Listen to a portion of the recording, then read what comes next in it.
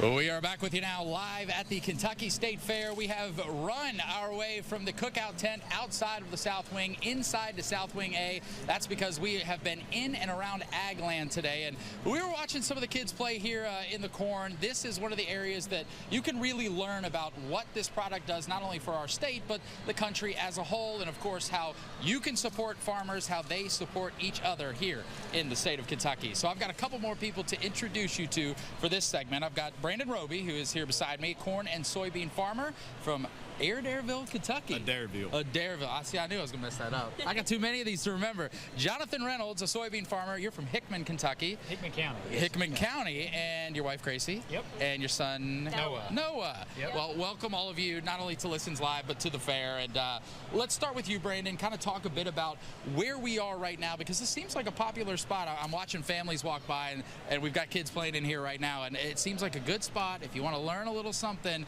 and also maybe beat the heat outside. Yeah, absolutely. We are in the Kentucky Corn Grower booth right here, and I tell you, the corn and wheat pit has been a hit. I didn't know the name of it, the corn and wheat pit. Yep, you can see there's yellow corn in there as well as wheat, and you can see over there on the banner behind it there what a lot of our wheat products are used for. Our wheat that we grow on the farm specifically goes to seamer milling. If you eat McDonald's biscuits, if you like cookies, donuts, that's what a lot of that flour is used for. But back to the pit itself has been a great opportunity here at the State Fair, just to educate not only the children but some of the parents, what they're playing in and what we grow and what it's used for. Obviously, it's fun for the kids, but when you are talking to the parents and folks that maybe don't have a lot of background on what it is that you guys do each and every day, what are some of those key points that you're hoping that you can educate people on who come and see you from all over the state? We take a lot of pride. My wife and I, we're first-generation farmers, so very blessed and privileged to be doing what we do every day. And to have that opportunity, we're excited, we're fortunate to be where we're at, but most of all, you got to want this life more than anything in the world.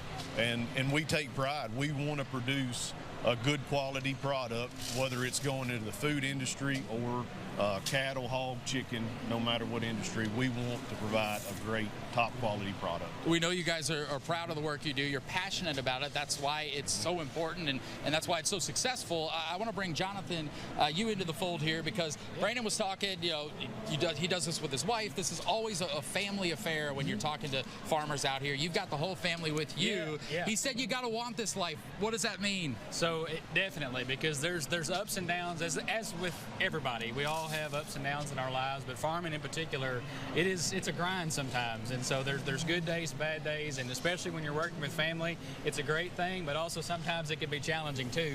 But we just overcome those obstacles and try to do the best that we can, like he was saying, to provide a good quality product. But it's fun for us too. It's the legacy that we get to carry on. We're sixth-generation farms. Wow. And my granddad passed in January. We're trying to take it over and be able to carry on his legacy, and so that's what we're looking forward to. And now we've got the next generation that's here and hoping to teach them and to be able to pass it on to them someday. And learn all about what comes next to be able to continue this great Kentucky tradition. Is there something in your line of work, being that you've been around this from your whole life, it's all you can remember, that you think people don't really know about what it is that you guys do? I think the biggest thing is when you're driving through Kentucky, even just outside of Louisville, you don't have to go very far to find a field of corn or soybeans or wheat or cattle roaming on the pasture. Is a farmer, it takes hard work every single day to be able to bring food to your dinner table, and so we want to do the best that we can for that. And the other thing too is the State Fair provides a great opportunity for us to be able to interact with potential consumers, and so it gives that dialogue a chance to happen. And so that's what we're here and excited to do. We're thankful that you're doing just that.